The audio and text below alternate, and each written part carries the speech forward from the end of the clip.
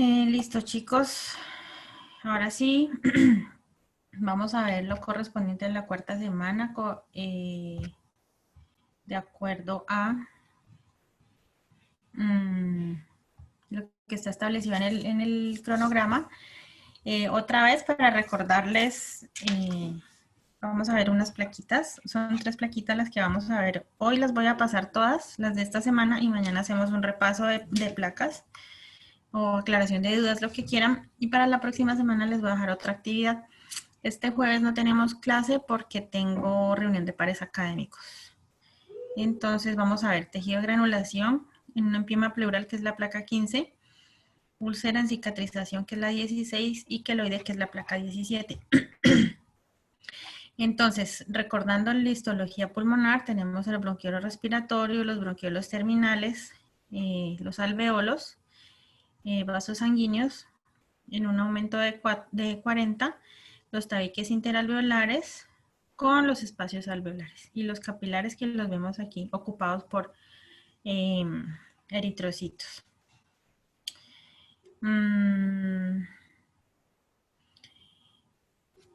Este es un esquema de un pulmón, el pulmón izquierdo, el cual tiene un absceso pulmonar por cualquier microorganismo. Ahorita no estamos viendo esa parte, esa correlación la pueden hacer ustedes en la mañana con micro.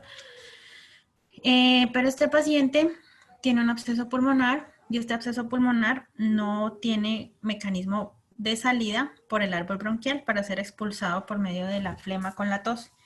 Entonces, este paciente ha desarrollado un mecanismo de compresión a este nivel, que es la formación de una fístula, como ustedes la ven aquí. Entonces, al formarse una fístula, hay una comunicación del interior de esta cavidad a la cavidad pleural, con salida de pus a este nivel. Entonces, si hay una formación de un absceso, entendemos que puede haber una neumonía alrededor de este absceso y que esta es la parte necrótica, por eso se ha formado el absceso. Entonces, esa formación de pus me va a comprometer la cavidad pleural con compromiso de la pleura visceral y la pleura parietal. Sí, esto que vemos amarillito pues es la acumulación de pus esquemáticamente, pero así es en la vida real. Microscópicamente, estas son sus placas que deberían ver pues en la práctica. Aquí reconocemos el pulmón, el tejido pulmonar, con los espacios alveolares que están redondeados. Los tabiques interalveolares están engrosados. Esta sería la pleura visceral, la cual está muy engrosada, y esta es la colección de pus que está adyacente. ¿Sí? Entonces esta es la parte de la neumonía con el absceso y la formación del empiema pleural o la fibrosis de la pleura visceral. Esta es otra parte de la placa en donde vemos en el mismo momento la fibrosis de la pleura, el espacio pulmonar, los alveolos acá, perdón, pulmonares, y aquí la parte del absceso pulmonar, que esto estaría ya en la cavidad pleural. A mayor aumento, vamos a ver estas imágenes de pulmón, donde vemos los tabiques interalveolares, los cuales están engrosados, los espacios alveolares están reducidos, redondeados, y además tiene una bronconeumonía. ¿Por qué sé que tiene una bronconeumonía? Porque aquí veo cartílago, este es cartílago del bronquio respiratorio, y aquí hay infiltrado inflamatorio polimorfonuclear alrededor, entonces eso me hace un diagnóstico histológico de una bronconeumonía. Al ya reconocer la patología pulmonar, vamos a observar la patología a nivel de la pleura. Aquí todavía estamos en pulmón, los alveolos ocupados por líquido, están algunos llenos de eritrocitos, los tabiques están completamente engrosados. Aquí ya estamos viendo el fenómeno reparativo en esta zona pulmonar, lo que vimos la semana pasada. Miren, ahí hay infiltrado inflamatorio crónico, hay distorsión del tejido con intentos de reparación alrededor y el infiltrado crónico. Esta sería ya la pleura, que está sumamente engrosada. La pleura normalmente mide menos de 1 milímetro de grosor. Y aquí pues no alcanza en el campo, entonces esto ya quiere decir que tiene más de 5 o 6 milímetros con el infiltrado inflamatorio comprometiendo a este nivel. A mayor aumento, todo esto sería la pleura, este sería el pulmón con los alveolos, los tabiques engrosados y la pleura completamente engrosada. Entonces, aquí vemos lo que es la clásica definición de un tejido de granulación. Está la proliferación vascular, que son los espacios blancos que vemos ocupados por eritrocitos. Los intentos de reparación con aumento, estimulación de los fibroblastos y producción de colágeno, y el infiltrado inflamatorio crónico en ese nivel. Eso es lo que vemos en la zona de la pleura. Aquí otra zona de la placa en donde está el absceso, que es la acumulación de pus con los detritos celulares, los restos de fibrina, células muertas, y aquí el tejido de granulación. Por donde voy a pasar el cursor, aquí, que se ve esta zona más rosada, aquí donde está, encima de la flecha, aquí encima de la flecha, encima de la flecha, encima de la flecha. Todos estos espacios redondos que se ven como eosinófilos homogéneos, todo esto está lleno de estos espacios rosados. Esos son vasos y están proliferados. Y todo lo que vemos acá abajo son unas células rosadas, perdón. Y en esas células son fibroblastos que están estimulados produciendo colágeno, que son las fibritas eosinófilas que vemos por ahí entremezcladas. Y aquí está el tejido pulmonar también comprometido. A mayor aumento en esta zona fibrótica, vamos a ver la zona reparativa del empiema. Entonces los vasitos, que son los espacios blancos, y aquí todo este tejido eosinófilo amorfo, que es el colágeno producido con el infiltrado inflamatorio crónico. Ya lo vamos a ver en una plaquita de piel más adelante más explicado. Y aquí también en otra zona de la placa, la pleura completamente engrosada. Aquí ya hay aquí ya lleva más tiempo la reparación, o sea, no hay tanto infiltrado inflamatorio agudo, entonces esta zona ya lleva un poquito más tiempo de reparación.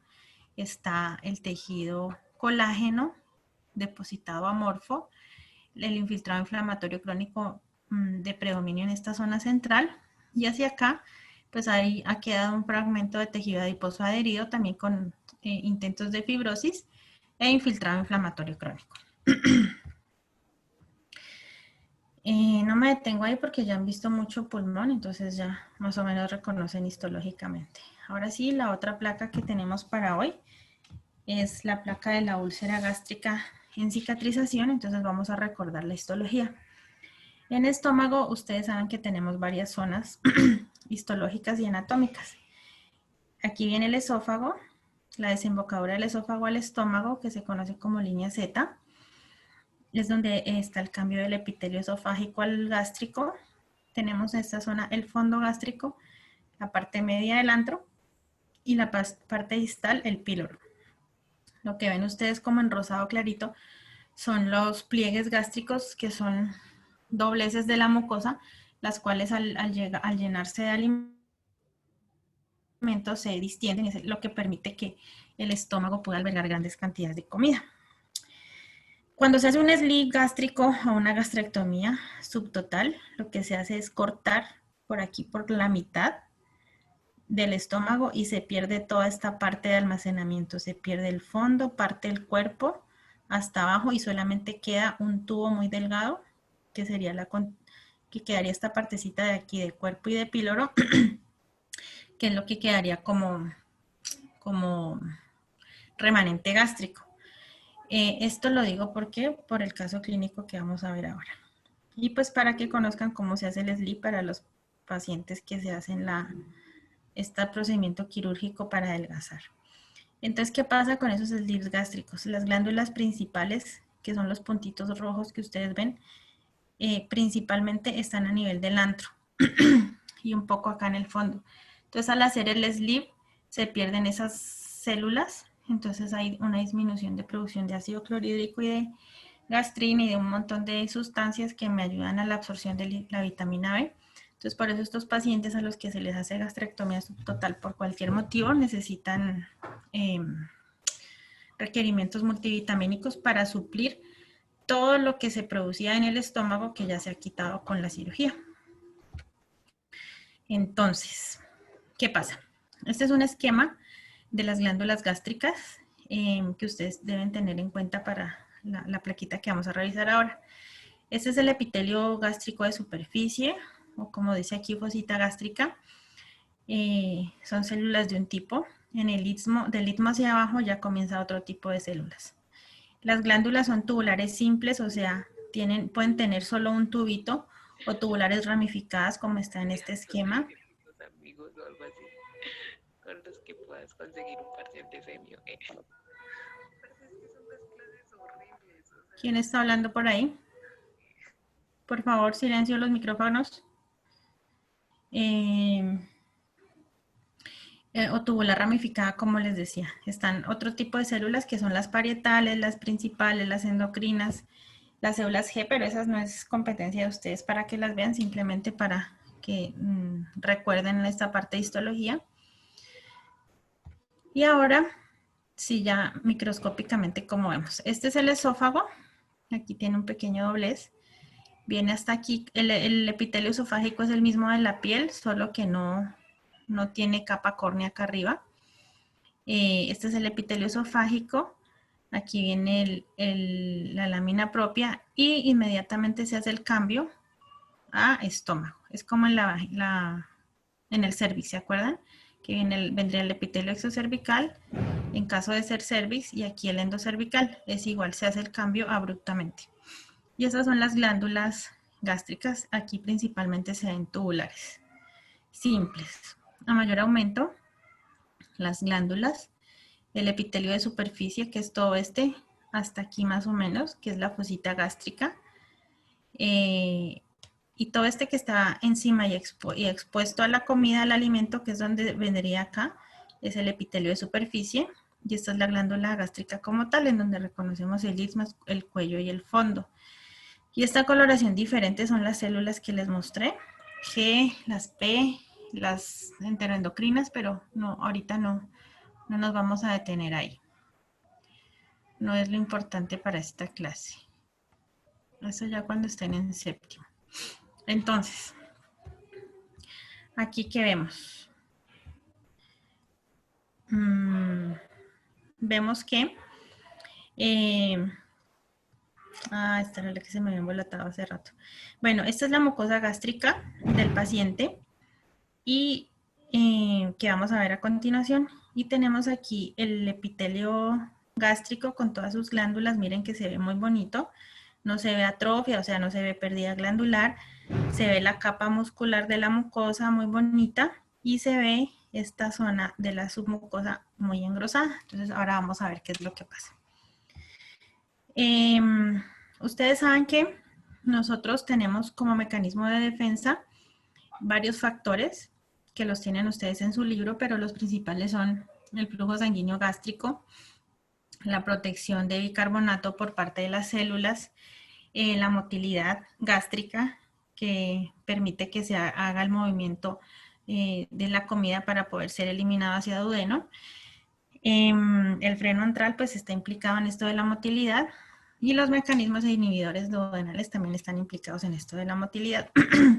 Pero también tenemos unos factores estresantes de la mucosa, como son el estrés emocional o laboral o personal, la producción de ácido clorhídrico, la producción de pepsina, la estimulación del vago, porque esta me estimula la producción de ácido clorhídrico directamente, el consumo de drogas, principalmente los AINES o los analgésicos antiinflamatorios no esteroideos, y la producción de estas células que también me van a producir de cierta manera aumento en la producción de ácido clorhídrico.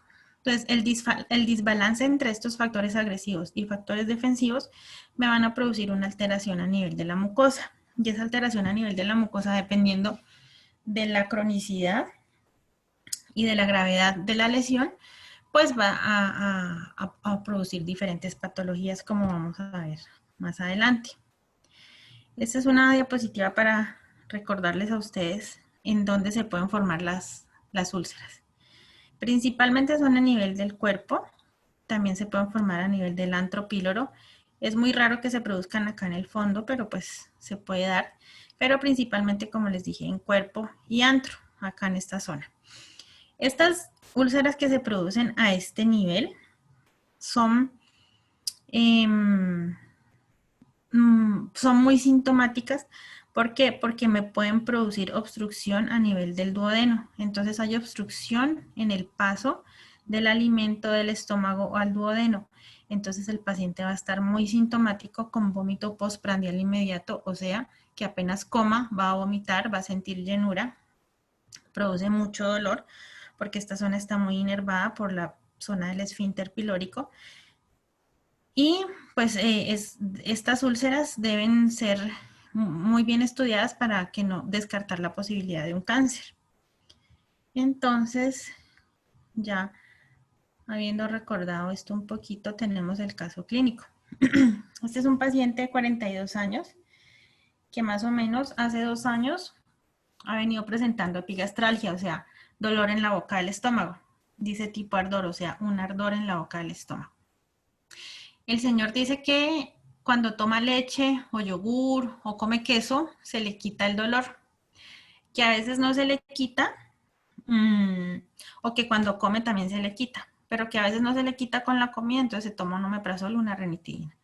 Y con estos que son medicamentos para la gastritis, se le quita el dolor. También el señor dice que siempre tiene hambre y que preciso antes de las comidas le da hambre dolorosa, o sea, que antes del desayuno, antes del almuerzo, más o menos media hora antes de cada comida, le empieza a dar hambre y le duele mucho el estómago. Entonces, que por eso también come como más rápido de lo que comía antes. Y que en la noche, por allá a las 12 de la noche, 1 de la mañana, vuelve y le da el hambre dolorosa, entonces se tiene que levantar a comer para que se le quite el dolor o a tomar leche o lácteos. Ahora el paciente consulta urgencias porque presentó un episodio de hematemesis roja rutilante. Esto quiere decir que el paciente empezó a vomitar sangre roja brillante, porque hay sangre roja oscura. Cuando es sangre roja brillante, me quiere decir que hay compromiso arterial, o sea, hay una arteria que está comprometida y está sangrando a nivel gástrico. Si fuera roja oscura sería sangre venosa, pero en este caso es una sangre arterial, por eso es la urgencia de este paciente. Entonces consultó. Dentro de los antecedentes personales, encontramos que el paciente refirió tener heces negras, que son fétidas, y no consultó por este motivo.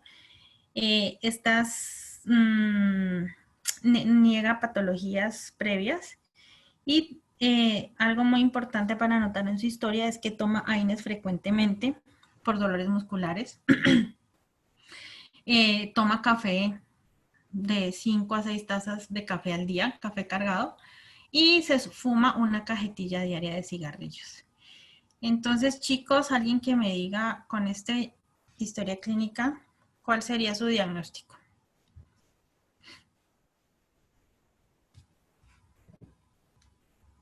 Profe, ¿podría ser una úlcera péptida? ¿Péptica? ¿Una qué, perdón? Una úlcera. Una úlcera, sí, señor. ¿Por qué te hace sospechar la úlcera? Bueno, aparte de que estamos en una clase de úlcera, ¿no? Y ya vemos la placa, pero ¿a ti qué es lo Por, que te hace pensar? más que todo es por la sangre, la emesis que con sangre roja, que significa que es de vías altas, Ok. pues, el sangrado. Ujú. Sí, señor. Y a ti, esto que dice que tú heces negras, ¿qué quiere decir? Que cuando las melenas, que la sangre roja que no, antes de vomitar, pues se le falta al resto del organismo y pues Ujú, la sangre no se puede digerir o el cuerpo ujú, no digiere muy bien la sangre y pasa las ujú, melenas, que son esas ujú. negras y fétidas. Ok, muy bien. Muy bien. Entonces, como tenemos este antecedente del paciente que toma AINES, pues ahí ya tenemos un factor agresor, como vimos en la plaquita de acá. Tenemos un factor agresor Aquí, medicamentos, aquí hace falta cigarrillo. Es un factor agresor muy grande para la mucosa gástrica. Entonces, eso ya me desequilibra la balanza y los cigarrillos pues son sumamente dañinos. Si el fumar un cigarrillo diario me produce un aumento en el riesgo de más o menos el 80% de cualquier enfermedad, de la que sea, ahora imagínense fumando una cajetilla diaria de cigarrillos. No tengo ni idea cuántos cigarrillos vienen en una cajetilla, porque no fumo, pero pues imagínense la cantidad. Entonces, lo que le pasó a este paciente. Este paciente Perdón. ¿Ustedes siguen viendo la presentación? Sí, señora. Ok, fue mi profe. computador solamente. Bueno, este paciente ingresa con un aspecto pálido, está enflaquecido, o sea, ha perdido peso, tiene signos de dolor bastante claros. Al examen físico está taquicárdico y taquipneico. ¿Por qué está taquicárdico y taquipneico? Porque estamos hablando clínicamente de melenas y todo.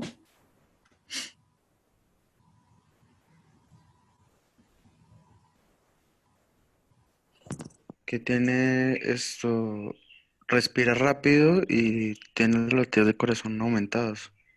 ¿Pero por qué?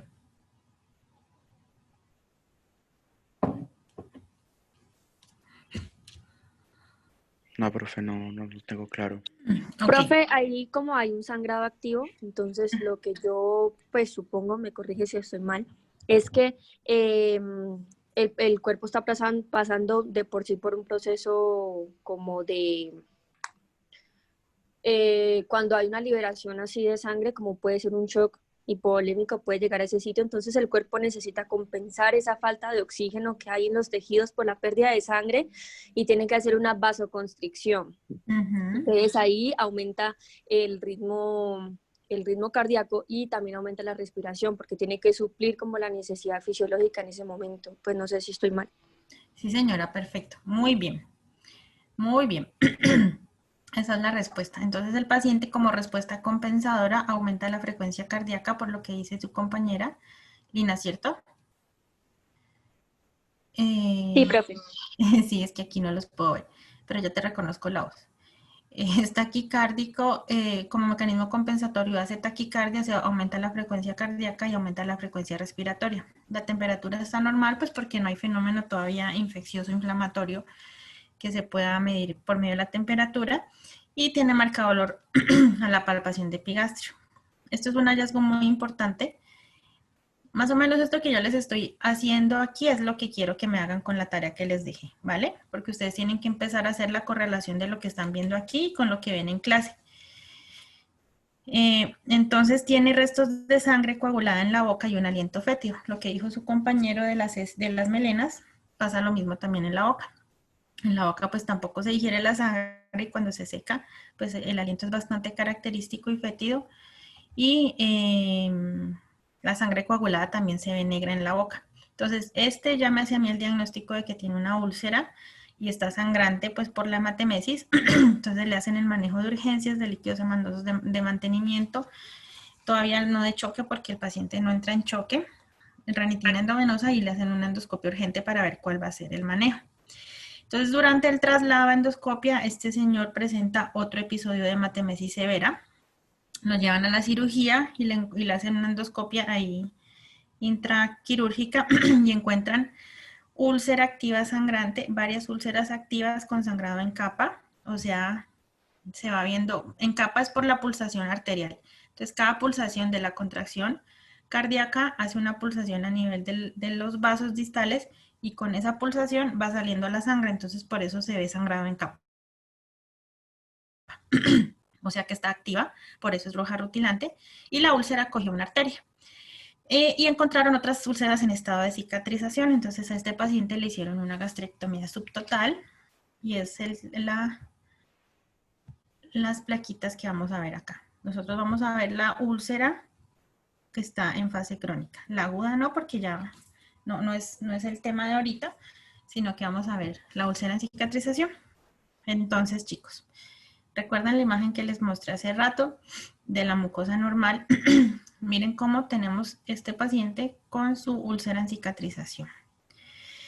Entonces, digamos que este vasito que está aquí es la arteria que se alteró o que fue comprometida por la úlcera anterior, la úlcera activa del señor, perdón. Digamos que la úlcera viene aquí. Entonces, cuando es un vaso de gran calibre, pues la úlcera me va a dañar la pared vascular y la sangre va a salir directamente por el orificio de la úlcera hacia la cavidad estomacal y de ahí va a pasar pues por medio del vómito de esófago. Pero pues en este caso, este paciente ya en esta zona se le está recuperando el tejido.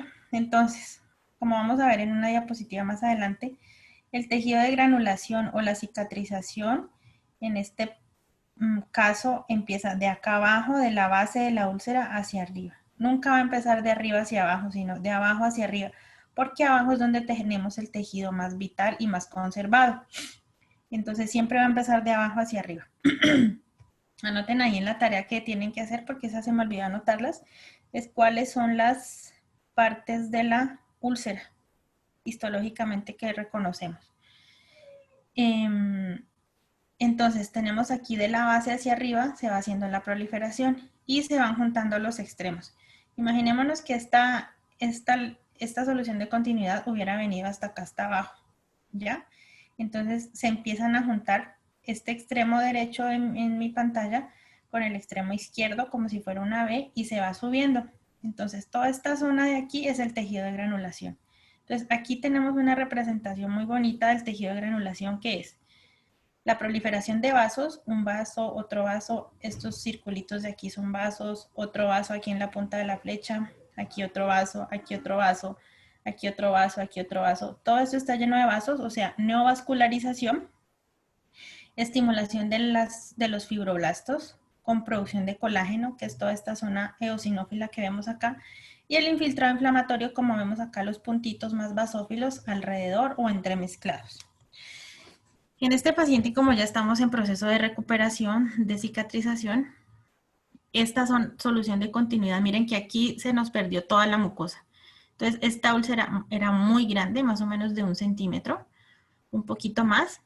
Tampoco tenía este tejido acá. Y esto que vemos aquí es la capa muscular de la mucosa.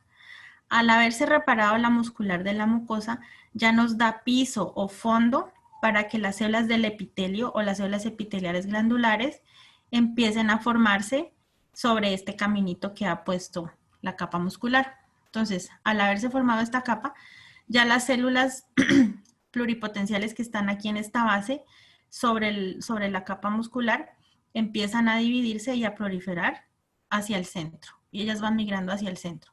Lo mismo pasa con las células basales o pluripotenciales que están en este extremo, que están vivas. Ellas empiezan a proliferar y empiezan a migrar hasta el centro. Y cuando se encuentran en el centro, ya empiezan las otras a dividirse hacia arriba y a empezar a formar y a reconstruir las glándulas, hasta que se encuentran en la mitad y el tejido queda como si no hubiera pasado nada. En caso pues de que el paciente hubiera tomado el tratamiento desde un principio, que empezó con la epigastralgia y hubiera dejado de tomar AINES y hubiera dejado de fumar. Pero pues como no hizo nada de eso, pues este paciente llegó a este término tan poco agradable. Entonces aquí vemos muy bonito lo que les acabo de contar. Aquí está la mucosa gástrica con las glándulas, aquí hay infiltrado inflamatorio crónico. Y acá, miren, acá se ve de una coloración más clara y acá se ve de una coloración más oscura. Esta coloración más clara me indica a mí que aquí no estaba la úlcera.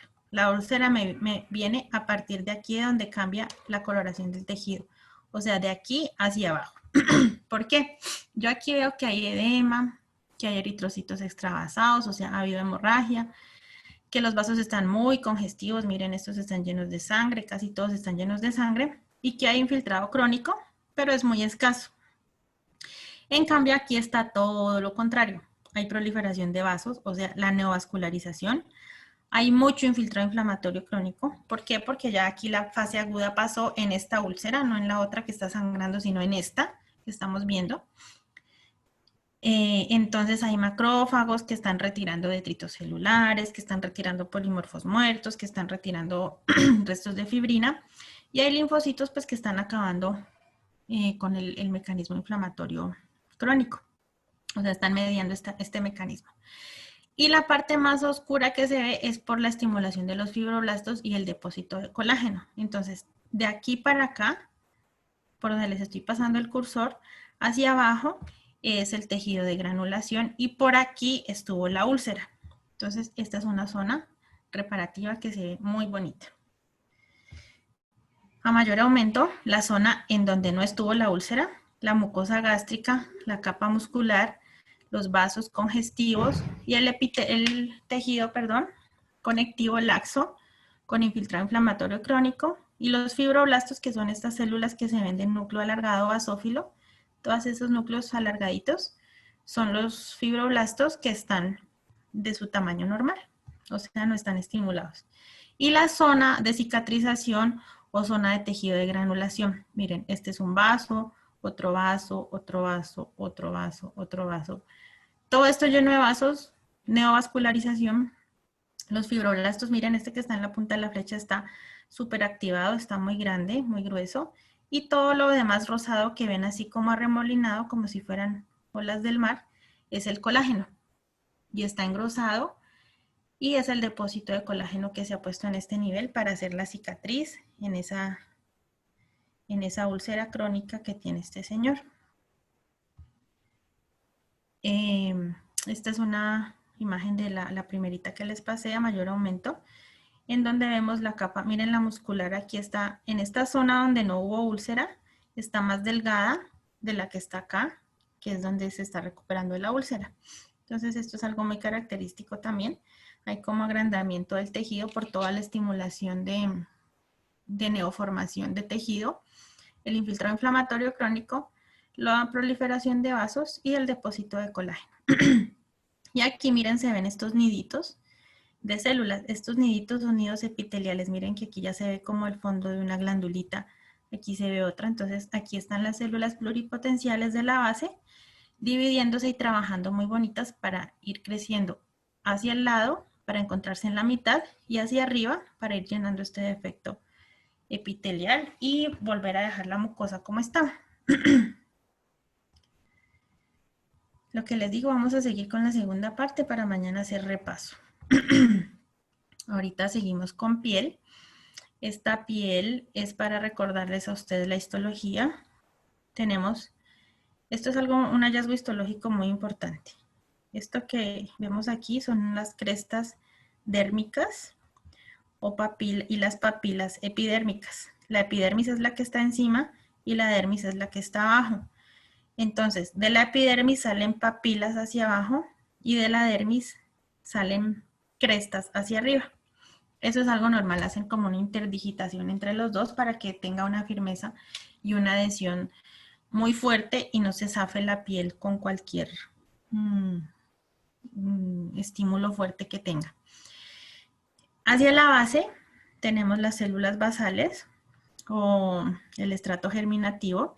Estas son las que por diferenciación al diferenciar van a ir subiendo y se van a ir diferenciando hasta llegar acá arriba, hasta la capa córnea, que son las células muertas, que son las que se descaman. Después de la capa basal tenemos el estrato espinoso. Se le dice espinoso porque a mayor aumento entre cada célula y célula hay como unas espinitas que son los puentes intercelulares para mantenerse unidas.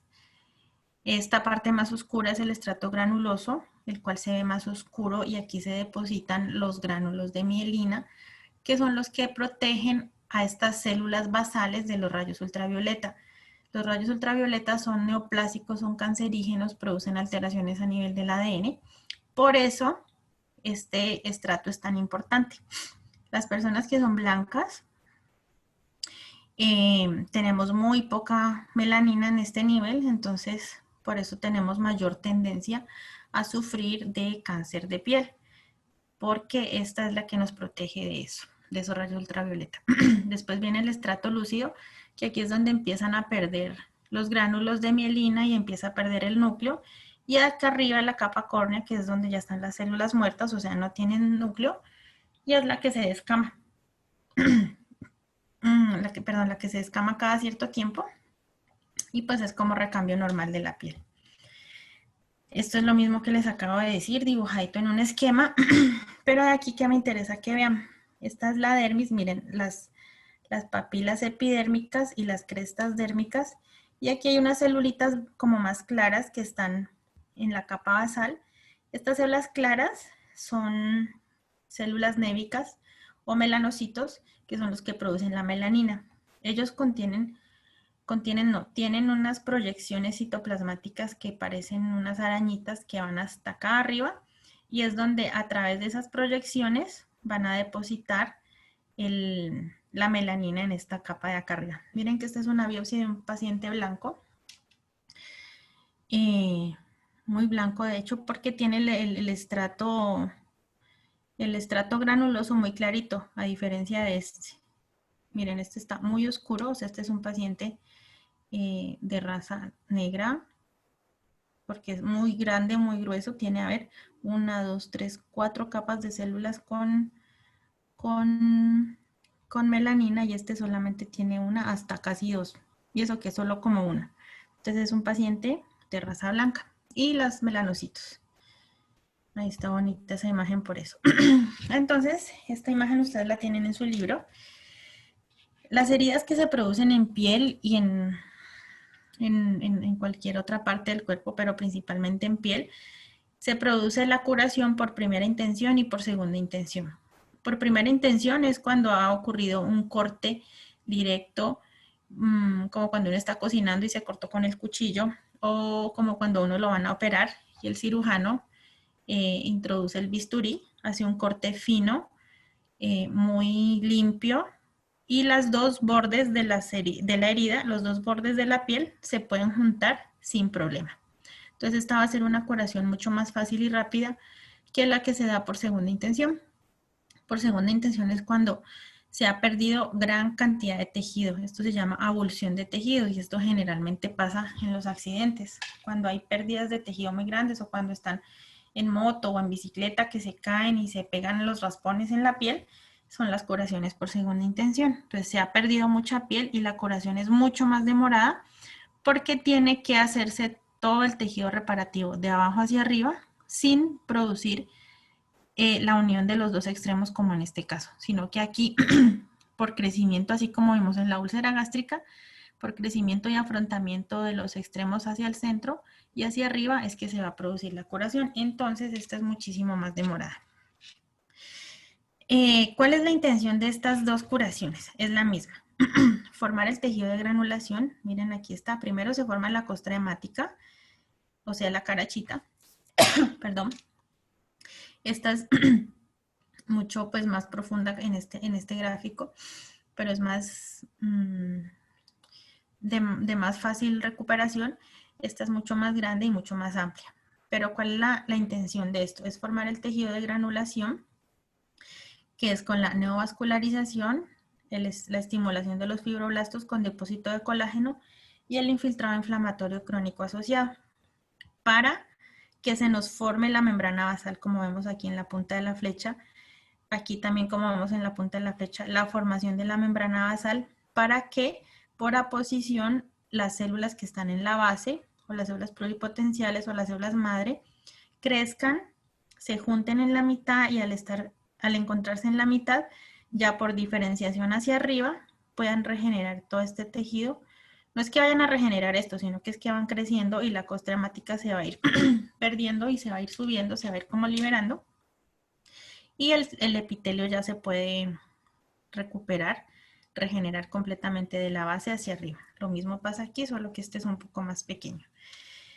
Ya varias semanas después, la intención o la finalidad de la reparación de tejidos, como lo vemos aquí, es recuperar la funcionalidad del tejido normal, por primera y por segunda intención. Pero cuando es por segunda intención hay mayor retracción de la herida. Entonces son esas cicatrices que quedan en piel mucho más grandes, mucho más feas, generalmente quedan deprimidas. Si hay una alteración en este nivel, ya sea por primera intención o por segunda intención, Muchas veces no se produce retracción de la herida, sino sobreestimulación, y es la patología que vamos a ver más adelante, que son los famosos queloides.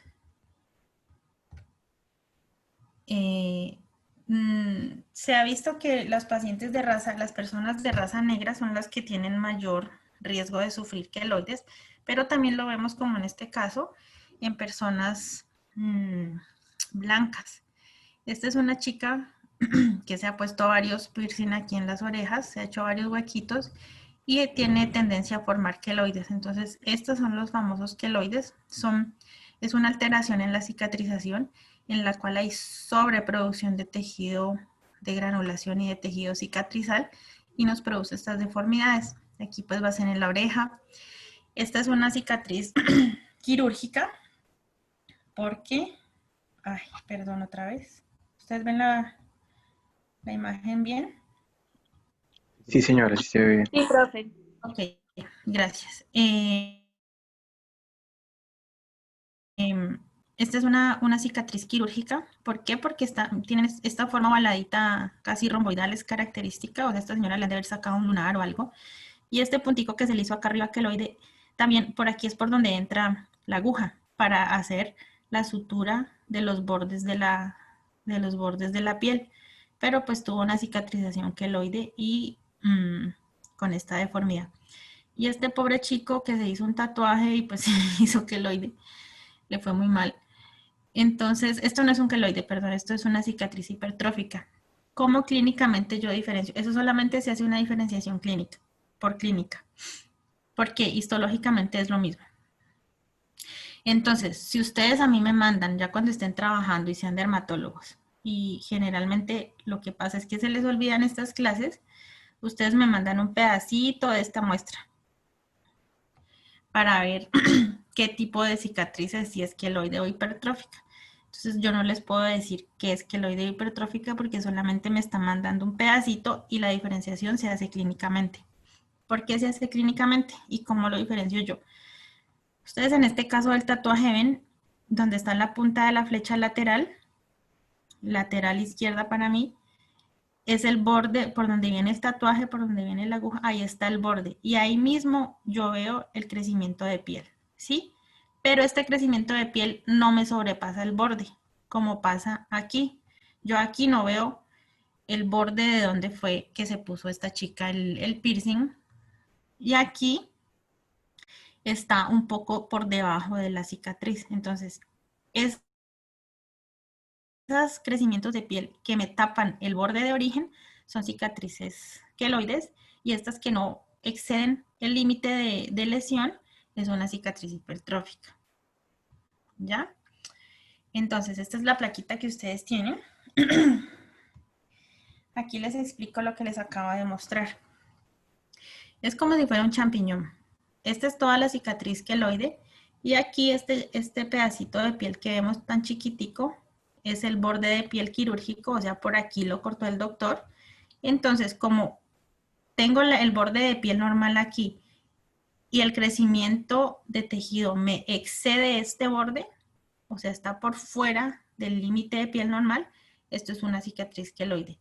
Si fuera aquí el límite de piel normal y hacia arriba, aquí por donde voy pasando el cursor,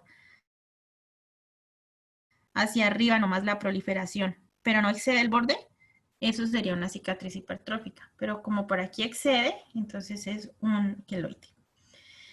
Aquí abajo, no sé si alcanzan a ver, hay una coloración negruzca, eso es tinta china que nosotros le echamos para definir el borde, que el borde de resección esté limpio y no tenga alteración, o sea, no tenga tumores o algo en el borde de resección. No se vayan a asustar. Esta es una foto de la parte de acá arriba de la lesión, en donde vamos a ver que hay alteración de la epidermis. ¿Se acuerdan que les dije lo de las crestas y las papilas? Aquí perdemos completamente esa parte histológica normal.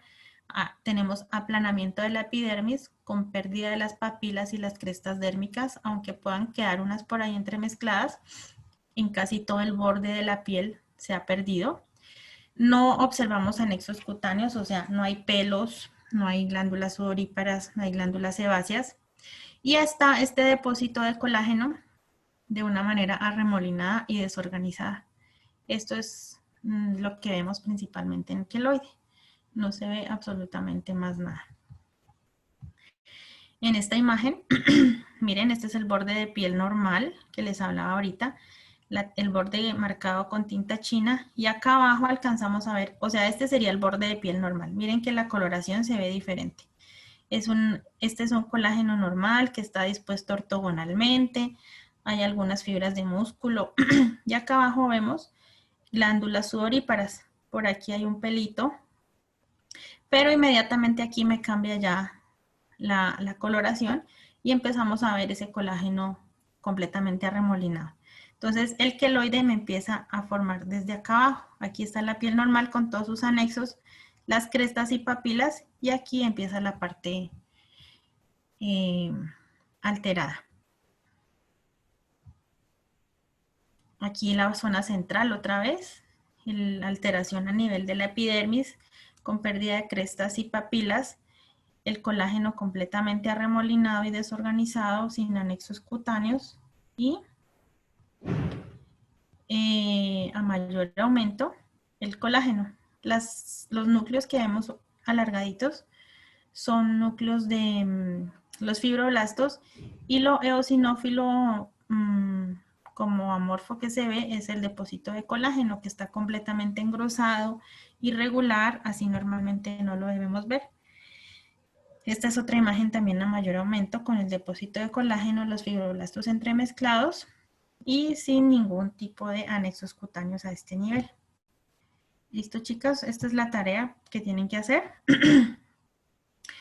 para esta semana: semiología de empiema pleural, los laboratorios de empiema pleural, el cuadro clínico de empiema pleural, más lo que les dije hace rato, y otros casos de reparación con semiología, cuadro clínico y laboratorios. Otros ejemplitos que me pueden poner aquí.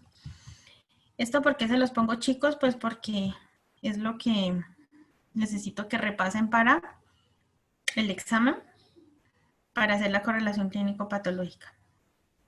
¿Alguna pregunta? Profe, Señor. alguien que forma queloide, digamos una cicatriz pequeñita que se forma en queloide, ¿sigue en cualquier herida formando un queloide? ¿Cómo así? Explícame más, porfis, no entendí la pregunta. Un paciente que, digamos, como el de que se hizo el piercing, que le Ya. formó un queloide. Ajá. Entonces, cualquier otro piercing que se haga, por ejemplo, ¿le va a formar también un queloide o eso solo es...? Pues mira, no se sabe como por qué en ciertos pacientes se forma queloide, ¿cierto? Pero en este caso de esta paciente yo le daría suplementos porque generalmente se forman cuando hay alteraciones o deficiencias de vitamina C, de vitamina A, que no interfiere directamente con la cicatrización, pero sí hace parte, la vitamina A hace parte de las células para las reacciones enzimáticas y respuesta en la defensa a nivel de piel y mucosas. Entonces, este paciente yo le daría suplementos multivitamínicos con vitamina C, vitamina D, vitamina B también, el complejo B, y esperar a ver y cruzar los deditos que con eso no haga queloide. No se sabe por qué, pero pues es preferiblemente no hacerlo. Mira, yo no hago queloide. Y a mí me han operado varias veces, pero en una herida hice queloide. Yo no sé si a ustedes el semestre pasado les hablé de lo mismo. Entonces, yo pues igual empecé a hacer esto que te dije de tomar estos multivitamínicos y no he vuelto a hacer queloides, pero una cicatriz sí me quedó muy fea y pues ahí tocará ver, esperar a ver. Generalmente estos pacientes vuelven y repiten, pero lo que se ha visto es que con la suplementación multivitamínica disminuye. En caso tal de que digamos que la paciente, esta misma paciente con estos queloides, la tengan que operar, entonces pues muy probablemente va a ser una cicatrización así, si no ha hecho la adecuada suplementación multivitamínica. Entonces lo que se puede hacer como tratamiento es aplicación de esteroides a nivel local y compresión de la zona. ¿Por qué? Porque se deja como de que se sobreestimule el fibroblasto para la producción de colágeno y me produzca ese crecimiento hacia arriba de la piel. Entonces, por presión, al apretar bastante, se hace como un estímulo atrófico a ese nivel, más el esteroide, y eso disminuye la visibilidad notable del queloide, perdón, o de la cicatriz hipertrófica. O sea, en este caso el tatuaje, aquí pues cómo le retira a uno a este paciente esa cantidad de piel. Entonces aquí toca aplicar esteroide, disminuye la coloración, disminuye la calidad, disminuye la producción de colágeno, más los masajes compresivos, tiene muchísima mejoría. ¿Alguna otra pregunta? Profe, yo tengo una inquietud. Cuando algunos dermatólogos practican peeling químicos, así como lesiones a la piel pero controladas, ¿qué capa alcanzan a comprometer y de qué manera generan la producción Sí, del colágeno? claro, no, el peeling químico lo que hace es, vámonos aquí arriba a la histología. El peeling químico lo que hace es, estamos aquí en este nivel. Espérame que se me empezó a enlentecer esto. El peeling químico lo que me hace es quemar hasta esta zona. O sea, se quema el estrato lúcido y el estrato granuloso, que es donde se produce la mayor cantidad de manchas. Cuando ya son manchas muy crónicas o por exposición al sol o esos melasmas principalmente, y cuando son hormonales, generalmente esas alteraciones de la coloración vienen en este estrato. Entonces, lo máximo que puede llegar a ser el peeling es hasta aquí, a este nivel. En caso tal, por ejemplo, ese tatuaje de este señor, eso no debe pasar. La aguja del tatuaje debe entrar hasta aquí. Por eso el tatuaje, cuando ustedes se hagan, donde es una persona que sepa, porque el tatuaje se debe hacer máximo hasta aquí, hasta este nivel. Si con la aguja se perfora la membrana basal, al quebrar, al alterar la membrana basal que está aquí, inyectan directamente el pigmento acá. Entonces se hace toda esa reacción inflamatoria tan severa porque ya vieron que la cicatrización se hace de abajo hacia arriba, entonces se hace de la dermis hacia arriba. En cambio, en el tatuaje se inyecta hasta aquí el pigmento, ya el pigmento se cae, los macrófagos vienen y lo fagocitan y por eso es que queda fijo el tatuaje y no se puede liberar. Los peeling también llegan lo más profundo que pueden es, digamos, hasta aquí y de aquí para abajo, ¿no? Porque si queman estas células basales, ¿cómo se me regenera el epitelio? Entonces, el peeling debe ser lo más profundo hasta este nivel para que por regeneración y recuperación y división de estas células basales vayan creciendo hacia arriba y crezcan sin la memoria de tener la pigmentación a este nivel. Pero ya cuando es hormonal, por ejemplo, si es una paciente que les hace falta, por ejemplo, la progesterona es la que arregla la piel, con muchos estrógenos y esa cosa, pues la paciente va a volver a hacer la mancha, ¿ya? Entonces, por eso ese manejo debe ser conjunto, con dermatólogo, ginecólogo, todo eso. ¿Te respondí la pregunta? Sí, muchísimas gracias, profe. Ok. ¿Otra pregunta? Profe, yo tengo una pregunta, pero con respecto a la actividad que dejó. Ay, a ver, dime, Isabel. Bueno, ¿la actividad que dejó como tal es para este jueves o es para... ¿Cuál es el plazo? 17. ¿Cuándo es 10? Ah, no, pero una compañera tuya me pidió que para el domingo porque tienen examen el viernes, Ajá. creo. Ajá. Sí, señor. Entonces, Para el domingo. o sea que sería esta actividad que nosotros acabamos pues, de ver y la del apendicitis serían todas para el domingo. O sea, hay plazo hasta el domingo. Sí, señora. Ah, bueno. Sí, señora, porque ya la otra semana vamos a hacer repaso para el examen. Entonces tienen que tener ustedes estudiado todo. Bueno, pues, gracias. ¿Vale? Y revisen mucho la parte de clínica y paraclínica, porque no sé por qué me late que el examen va a ser así. Pues porque cómo más podría preguntar, hacer correlación si no tenemos microscopio para que ustedes hagan. Porque es que cuando les hacían, ya puedes dejar de grabar, Andrés, por favor. Cuando